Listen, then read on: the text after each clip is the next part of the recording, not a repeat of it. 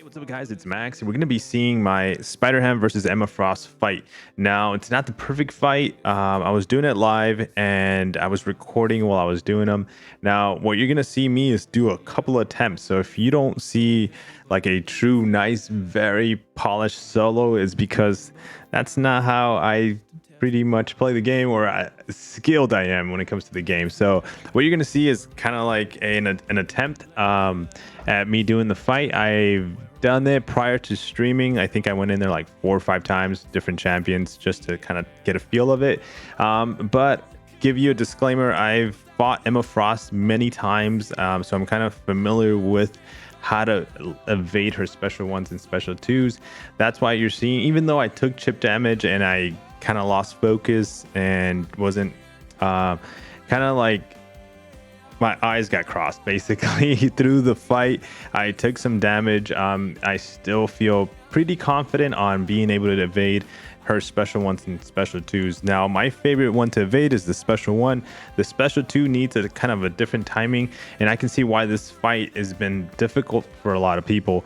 So I took her down with Spider-Ham, and I've taken her down a solo with other champions, so we'll watch those in different videos. But this one is about Spider-Ham. You need a science champion if you have him as a 5-star or as a 6-star, preferably rank 3. This is what we're seeing the gameplay with.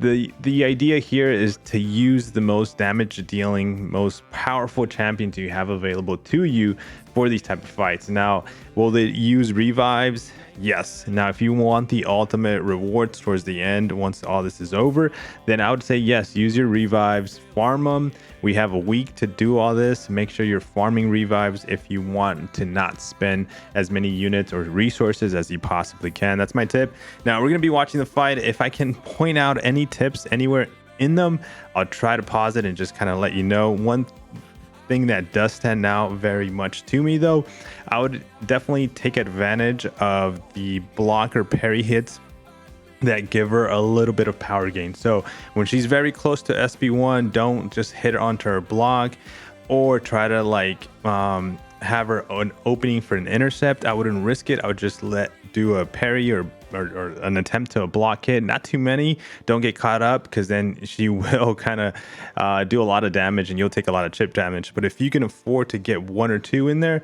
just to push her to the special one, and she evades it, would be the best first tip I can give you. The second one that stands out right now as I think about the fight was when she's got the armor up. She is very stingy, turtle-ish with her special. She, you know, you'll see it. We just sit there and just hold block, both of us at the same time, and she doesn't launch it, and she's got the special one. And what I've noticed is if you back up all the way to the left side of the screen, on the opposite side of her, and you stick on that side at the end of the screen, even though she's got the armor up and she's been very stingy with the special one, she'll actually launch it. So be very careful if you're doing that. And if you're like, whoa, I was not expecting the special one, just know that if you're far back from her, she's probably gonna launch it. So I got hit with a few of those until I realized, oh, this is what's going on. So good luck. Let's jump on the video and wish you luck, man. Hopefully you can get the solo as well. We try. We're gonna go back to cap difficulty. Hate this challenge.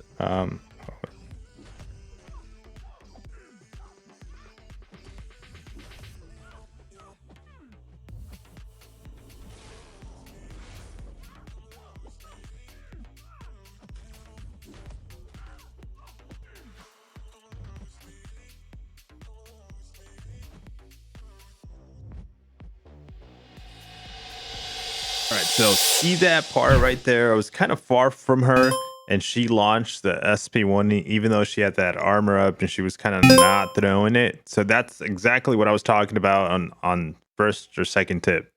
Did you catch it? If not, just kind of rewind a little bit and hopefully you see it. And if it's happening to you, hopefully you catch onto that.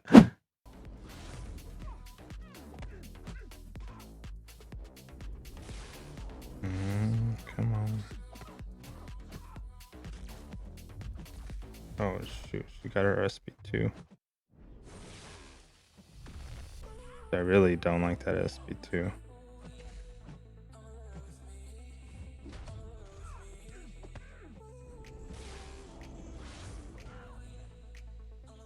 The SP2's it's a little bit, I feel it's a little bit more timing on that than SP1, but do you guys like to evade the SP2 over the SP1? 91.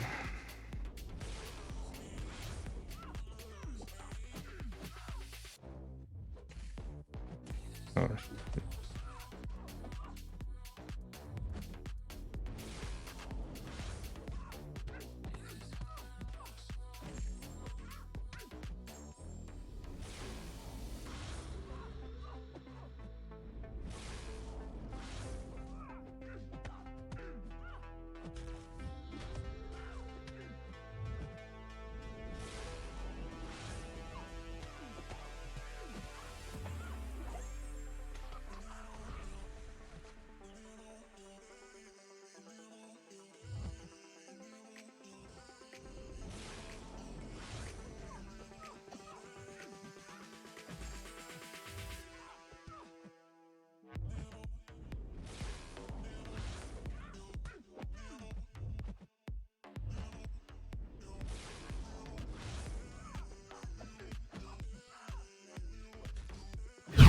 all right, so this is the part that I was saying as well. If she's kind of right below that SP1, and the SP1's probably the easiest to evade, you just want to take a little block hit and just push her right over the SP1. Now, be careful not to do this around that SP2, or when you're in that SP2, that she accidentally gets into the SP3. So be very cautious about that.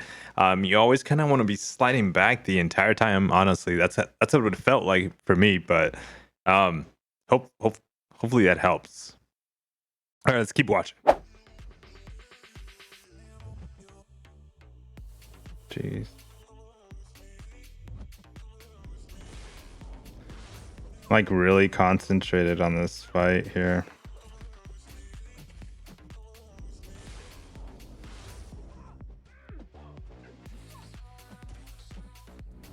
You almost want to actually have the parry block power gain that she gets help you.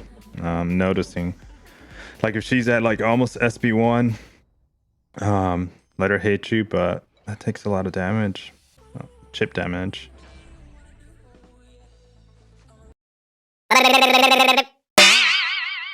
Delicious!